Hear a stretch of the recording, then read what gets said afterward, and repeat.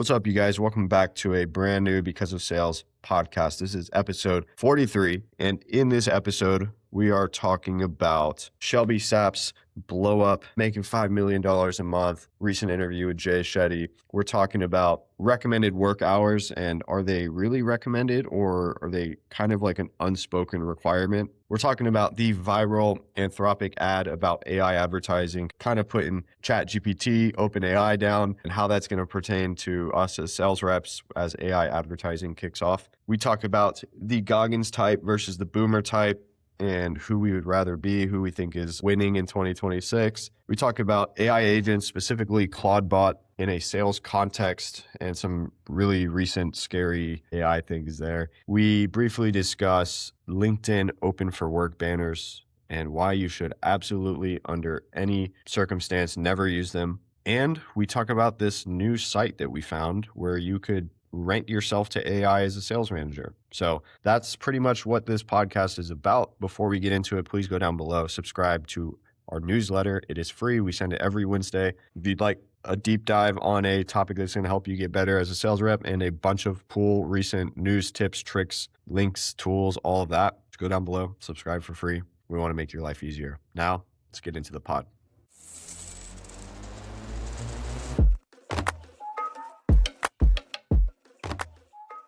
Good afternoon, sales lads, sales lasses, 43 coming up for us. Did you see this episode on Jay Shetty of Shelby Sapp? No, I saw clips. Well, actually, yes, I saw clips of it. No, I did not see the podcast. And I saw our sales manager talk about $5 million a month too. I think she's printing money for sure. I know a few people that have gone through her program via women who are dating men that I know or married to men that I know. But overall, my take was her advice and her talking points are okay, like it's clippable. But what she's doing for the scene, I think, is really cool and helping bring a lot of talented women into the scene, which will make everyone better and maybe bring some gentle diversity to the scene. What do you think? How do women perform in our world? I think they perform better than most. If a really sharp woman can get on the phone, get on the Zoom call and have conversations with people, like I've seen them pan out to be better than most guy sales reps, to be honest. Depends what they're selling to, but I have specifically noticed like an uptick in, let's call it female interest with the other business that we run because they're just aware of it now. And so I think, I can't really vouch on the sales training component of it. I don't know, good or not. I'm sure it's decent at least, right? But she's bringing a lot of awareness to women that like, hey, this is a real thing that like you got the communication skills, you can probably make it happen. So hopefully a net positive here. I think so. Of the few women I know in this scene, they all do very well. And I think that they have a lot of the soft skills needed to make this work that a lot of the young lads on balconies, I think, could probably learn from too. Yeah. Did you watch the interview? I did. I watched the whole thing. It was on the tread and I had it pulled up and the iPad was out of arm's reach. So I watched the whole thing and I'm a fan of Jay Shetty. I didn't think it was going to be the case, but I turned off that episode at the very end and I was a bigger fan of Shelby. She's sharp. For as good a salesperson as she is, she's a better marketer. Yeah. That's what I was going to say. I'm sure she sells her ass off, but her marketing is like, she's all over everybody's social media, like especially girls too. Like even, I know my fiance like recognized her by voice, people like friends, girlfriends, fiancés, wives, whatever, they like all kind of know. I think she bought like a pink sparkly car and like they all kind of are in the loop with this like sales girl, boss babe or whatever. So I did not see the interview though. I did see her sales manager doing a screen share of their dashboard and in January they made 4.99 million cash collected or something like that. Dude, that's insane. Let's just say they charge $10,000, which is probably not, right? Almost 500 people closed and paid. Right? A lot of units. It's a lot of volume. That's a sales team of at least. Yeah, they got 30. Yeah, a lot of people have been talking about it. I thought that's what you were going to loop into this, but no, I've been seeing that more than the podcast with Jay Shetty. Someone sent this to me, I think, because they're hearing about Shelby Sapp and what they're doing as she sells. And let's zoom out a little bit. She came on the scene 12 months ago. 13? Yeah, pretty recent. She's got like a whole build-up story like, a lot of other people do from what I know. But yeah, I mean, it's a pretty new thing, dude. It's pretty crazy. I've never seen a personal brand come up and monetize at that scale this quick without really any previous following before. Have you? I mean, to that scale, dude, like upwards of 5 mil a month? No. I wonder how it played. Like, let's just fast forward 12 months because, like, it's hard to sustain that, man. Does it get bigger? Does it stay the same? Does it shrink? Who knows? But that's a lot of volume, dude. It's a lot. And it reminds me of we did the business shapes from Hormozy, maybe in 42 or 41, I forget. But it's like the info space, it goes like this. It's fast and then it's flat. And if you're not doing like a really well oiled, done with you service, which I believe you do, that's a tough model to scale. And maybe that's what they do. Maybe they just have such a, if you need a woman on your sales team, probably only one place to go. I wonder if she's doing any sort of recruiting work as well. I would. I know someone kind of who made a post about her. She commented about, hey, if you need sales reps, we'll give you some for free. I'm sure they have plenty to give. But yeah, I don't know, dude. I mean, I'm hoping it's a net positive for her and for everybody. I know it is for her, but like for everybody involved, you know? Yeah. Hopefully she keeps herself off the Forbes 30 under 30 or whatever. I don't know how old she is, but let's not track our way to prison here. Let's keep doing the right things here, Shelby. Excited for your come up. You put our recommended work hours becoming required. What's this about? So I've thought back to like a couple examples where it's like, hey, this is a full-time gig, 9 to 5, but the entire team's going to be up dialing at 8 p.m. on the last day of the month to hit quota or to hit this goal. And if you're not there, we don't want you here, kind of thing, especially in the space that we operate in, very like just get it done kind of mentality versus like the W2, maybe more like tech style, like clock in, clock out. But there's like a unspoken thing. I actually saw a tweet about this before. This is what prompted this, but unspoken thing about like people working more hours and how it's like expected, but they can't really like say that it's the expectation. And if you don't do it, depending on the team, you might have complications, but I'm curious, in the digital age and this remote work, like which way we're trending when it comes to this, like staying after hours, like ridiculous dialing KPIs, working weekends, working holidays, sales guys, some of these holidays that aren't like the really, really, really big ones, like Christmas, Thanksgiving level. It's just so easy to just work through. You don't even realize it's a holiday until you're midway through the day and someone's like, oh, you're working today? So I wonder how that's going to trend moving forward. The savages are staying savage, but the ones who are not staying savage are getting a little softer. So it's pretty interesting. I woke up, I think it was during my morning business meeting, and I was on my phone scrolling as anyone does. And I saw this one. It was like, yeah, you can take today off. Go ahead. Just know that I'm one day better than you. And I was like, ooh, I think that kind of hits different when you frame it like that, as savages are going to stay savage, and that's their nature. And you can work the hours that are on your offer sheet all you want. But man, I don't know. I'm an athlete. I come from an athletic background. If I just showed up at practices and game days, I never would have got to where I was. Yeah, dude, it's such an interesting thing because like as a business owner, it's like the aim is to provide an opportunity that these people are excited to work toward, so that you can get, maybe more effort, more time, but they're happy to do it. I think if you have to say, hey man, consider staying until 6 p.m., like consider hitting some more dials, you either just like hired the completely wrong person or they don't understand the opportunity or the opportunity just isn't as good as you might think it is. Because I know with me, when I got into sales, dude, I was hustling 12 hours a day, like on my computer, hitting follow-ups, weekends, vacation, didn't matter. But I had an opportunity to make money that I'd never seen before. So like I was happy to do it, I don't know, man. I mean, I think maybe it's safe to say that with the more performance-based, commission-based stuff, if someone gets the proof of concept, they're more willing to do that. Whereas, someone who's like 9 to 5, 50K base, something like that, maybe they're like, oh, I'll just do it Monday. Because even if they do make a sale in X time frame, like the commission upside is probably not going to move the needle all that much. So I don't know. We'll see how it pans out. We've got number 3 on here. Viral Anthropic ad, AI advertising is lead gen. What do you got here? Yeah, so, we talked about it earlier today, but Super Bowl just happened and this actually leaked. I wonder if this was intentional. It had to be, but it leaked before the Super Bowl, the Anthropic ad. It was like a dude trying to do pull-ups, little skinny dude doing pull-ups, and then personal trainer just right there offering him a plan or whatever. And then there was like an ad. He like just speaks an ad out. And it's kind of a shot on ChatGPT because ChatGPT just announced ads. Like AI SEO has become a thing that people know exists, right? Like getting leads from ChatGPT because ChatGPT recommended you. But AI advertising, I mean, dude, this could be the next biggest thing since Facebook ads. And imagine I use ChatGPT. I use a lot of them, but ChatGPT probably knows the most about me.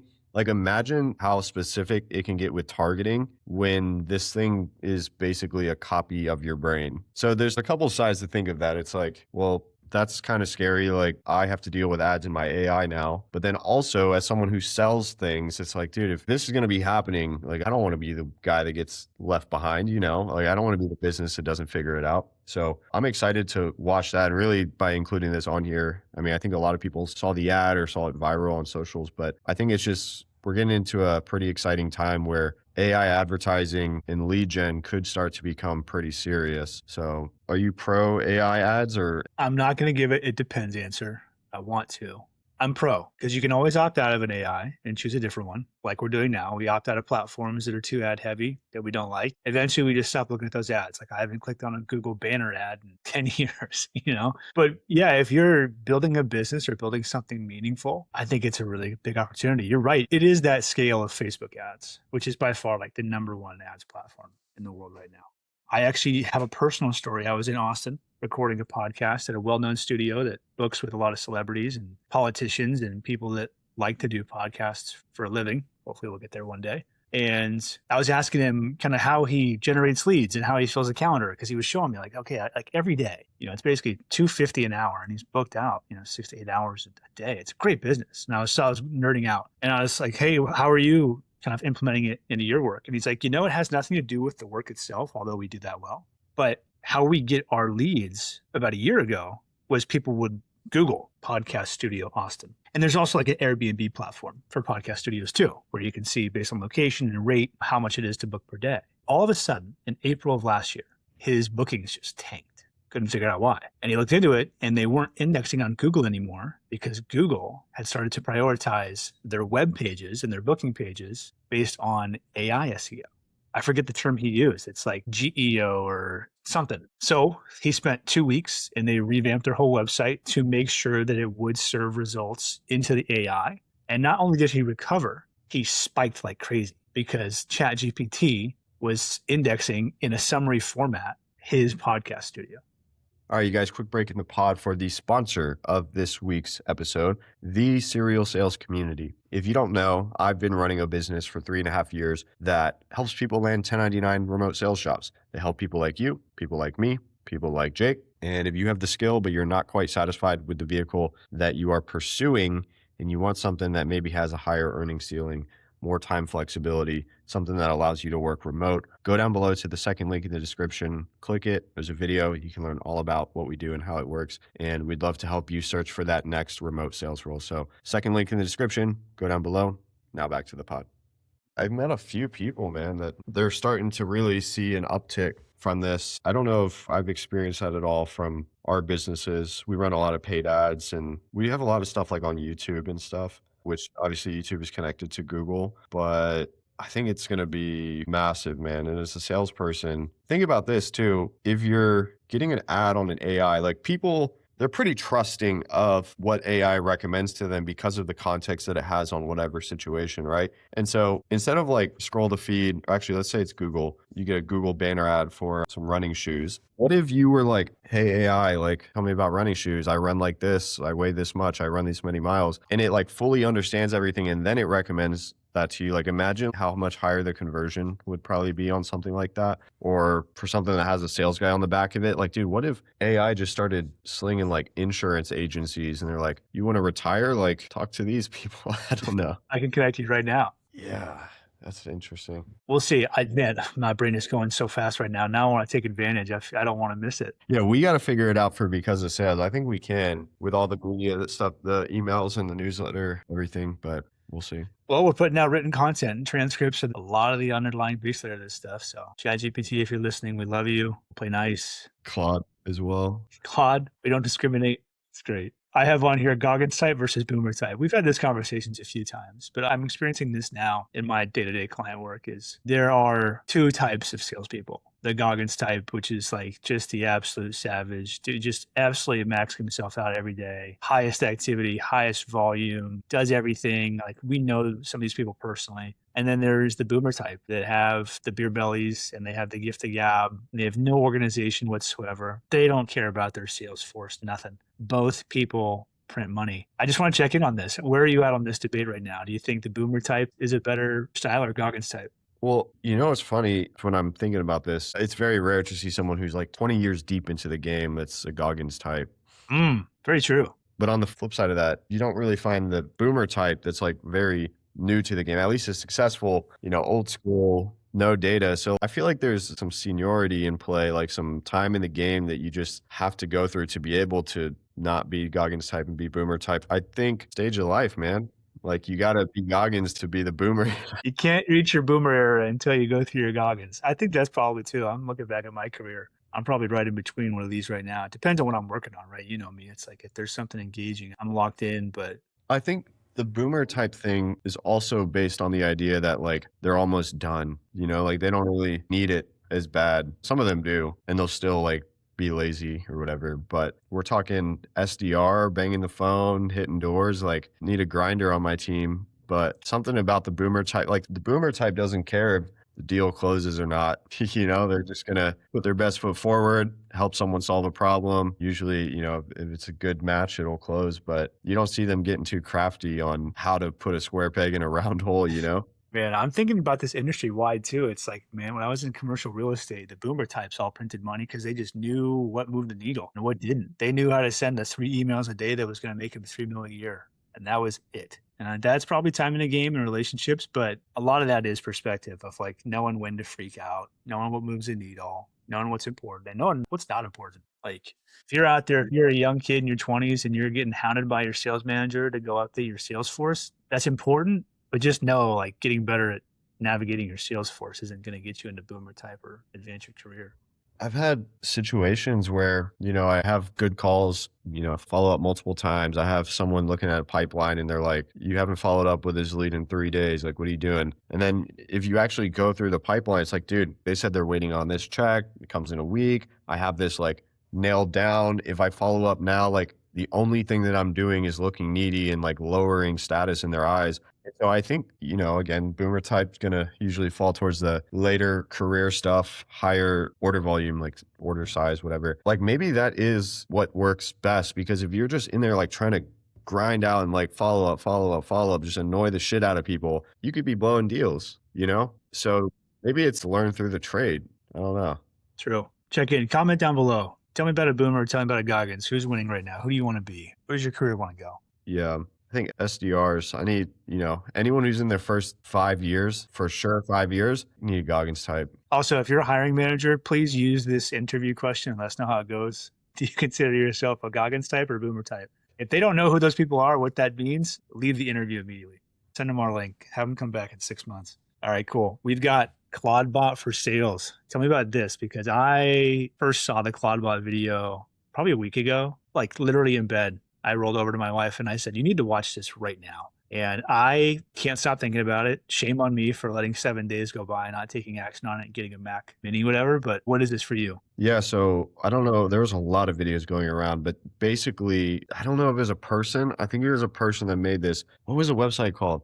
Where like the agents could go and like talk to each other. Oh, Molt Book or something. Molt Book? Yeah. So like there's within 24 hours, there's 30,000 AI agents talking to each other. And all this crazy stuff is happening. Like you guys probably saw it if you're on social media. Pretty scary. But there's this one video where this guy posted, he's just like filming his phone and he's getting a call from his AI agent who he had apparently overnight tasked to do this thing, ran into a bottleneck. So the agent, I don't know if this is true again, but in the moment I was like, what the hell? The agent went on Twilio, bought a number so that he could call the owner of the computer to like progress his task forward. And he just kept calling him over and over and over. Like now, after that sat for a little bit and hearing how this is actually panning out, I don't know if that was true or not, but the idea of that being believable, that's pretty insane. And like these AI agents, like, I don't know if you've messed around with them all that much. I haven't messed with the Claudebot, the whole separate PC or whatever, but I've used it to scrape data. Like I've used it to get emails, websites for certain types of people, certain types of businesses, and it does the job. From my experience, it's not very good at formatting Google Sheets yet. So I'm like, hey, put all these in a Google Sheet and it just puts it like all in one cell. But, I've been using the Claude Cowork a little bit. And it's good, dude. I wrote on here data security because I've seen some like disaster stuff where people are running these agents on like work computers, giving it access to like customer data and stuff like that. And, depending on what field you work in, you got to be careful with that, man. Like I can imagine anything financial, insurance related, personal, like dealing with health information. I would say in the next 6 months to a year, there's going to be some pretty big headlines regarding agentic AI, data security, but I'm hopeful that this is used for good purpose. You said you saw a video, like you showed the fiance. Was it the video I just described or was it a different one? It was a different one. I could probably look it up right now real quick because it was so impactful. Yeah, I remember I had to explain to my fiance what happened. I was like, this is like the beginning of the end right now. Like these agents are making their own language, like against our own approval here. That's not good. For real. I'm scrolling. Where is this? I'm not finding it. It was basically just like Claudebot has changed everything or something like that. And it was just a walkthrough of what Claudebot can do. The takeaway was like anything you can do on a computer, anything you're doing now, Claudebot can do. It took this creator probably 8 to 10 different times to say it to the camera for me to be like, wait, you're saying what anything I can do on a computer, Claudebot can do? And it was like, oh man, oh no. Also, I was like, this is great. This would be awesome. Yeah, I found that, so I did some basic tasks and then I tried to give it bigger and bigger jobs. And I found that it does require a lot of like manual approval. I mean, with every new site that it ever goes on, it's going to ask you if you want to give it access, like anything with login information. And, before it like interprets data or makes decisions, it's asking for approval. So I think we're not at the point where we're going to have any crazy events, but dude, I don't know. I don't think some people realize the gravity of the situation. It's so easy to just approve access and let it do something that's terrible. So Yeah, we'll see. I have this vision for my workday where I just have everything. I do everything through my phone, like a Billy. Like Billies only work with their phone. And by the way, Billies don't have phone cases. So I have my phone, no phone case. I don't even want to be a Billy. I just want to simulate the lifestyle of what it looks like to work like that. And man, I think the real unlock here for Claudebot that I really like is it's all through your messaging interface of choice. And you can do Telegram, WhatsApp. That's slick. I like that. no, there's so many use cases, dude. It's overwhelming in a good way how many things you can make happen with this. But on the sales front, dude, research, prep, getting data, like it's surprisingly good at scraping data off the internet, like contact information, which I guess isn't all that hard to do manually, but to just have that like automated running in the background while you're doing something else. Yeah. Gathering is not the edge for sure. The verification's the edge. Having been inside one of these giant machines, one of the top 3 companies that just works on contact data, the real headcount is in making the data clean. And computers are surprisingly not great at that. And then verifying that information across multiple sources, like that's where the headcount comes in. So it's not the gathering, it's just the refining, which again, if we're still having to tell the AI not to put all the values in one cell, there's some life there. Yeah. If you guys are using these agentic AI tools, you're building Claude bots and whatnot, let us know what you're using them for. I'm curious. There's so many things you could do with it, but I'm curious if anyone's nailing anything down that's good. Love it. You've got LinkedIn open for work banners. Tell me more. Yeah. What do you think this is about? I'm hoping we're going to roast some folks. I'm hoping we're going to give some sauce here and maybe turn some folks away from being embarrassing themselves. But what do you got? Yeah, pretty much. I can't remember if we spoke about this before. I know I've made content on it, but like if you want to make it a lot harder for you to find work, you put on the LinkedIn open for work banner. It doesn't matter if you're employed or unemployed. You got that banner on and you just made it twice as hard to get a job. I saw a recruiter post about this, my boy Marilik. He does like B2B tech recruiting. And he was like, this is one of the biggest like anti-signals that you could possibly have. Because one, think about this. If you are employed, well, hold on. The best salespeople are always employed. They are not unemployed unless they want to be. Like they're taking a little break. But if you are employed and you have this banner on, I'm sure somebody's done that before and gotten in trouble. I don't know. That doesn't seem right. I feel like the only time it's appropriate for you to use the open to work, or it is appropriate in the average person's mind to use this, is when they've been laid off or fired and they're in like a begging scenario. True. Yeah. But I still don't think it helps ever. So I know some people that use this, man, and I don't know how to break it to them that they shouldn't be using it. We need Dark Dylan. Hey, stop using this. I'm curious what do they want to have happen? I have a feeling this was something that they started testing when like software engineers had a lot of leverage in the workforce. maybe. I need to be in the meeting where they thought this was a good idea for people actually trying to find work. Yeah, I mean, I'm sure there's definitely some benefit. I wonder if you have to pay for it. I don't think so, right? Wouldn't know. Someone has to be benefiting. I feel like it makes sense as it is LinkedIn to have open to work or open for work. But like, I don't know, man. If you're a sales rep listening to this, just don't do it. That's basically what I wanted to share. It's not worth it. If you needed your quarterly reminder, stop being open to work on LinkedIn. Yeah. I've got right here our last topic. Is your next sales manager an AI? Have you seen rentahuman.ai? No, but I'm gonna load this up right Click now. on that link real quick. Let me know what you find. Walk the viewers through what you're seeing on your screen. Robots need your body. AI can't touch grass. You can get paid when agents need someone in the real world. They have the logo of that site we just talked about, Moltbook. So the call to action button is become rentable. Or right next to it, it says browse humans. See, is this one of those sites that the agents can just go on and like operate on their own? I am not going to pretend to give you an answer I know the answer about, but all I know is I have a buddy who made a good video of this. I met him in Austin. His name is Riley Spiller on Instagram. If you want to go visit him, he's doing some really cool things with AI, but he's tapped in. And he made a video on this about him posting his skill set on this site. And like, he's going to see if an AI agent will actually hire him. I see some people. There's this tab called bounties, and there's a guy on here who's a Swiss architect who is available. How much is he charging? 135 per hour. Not bad.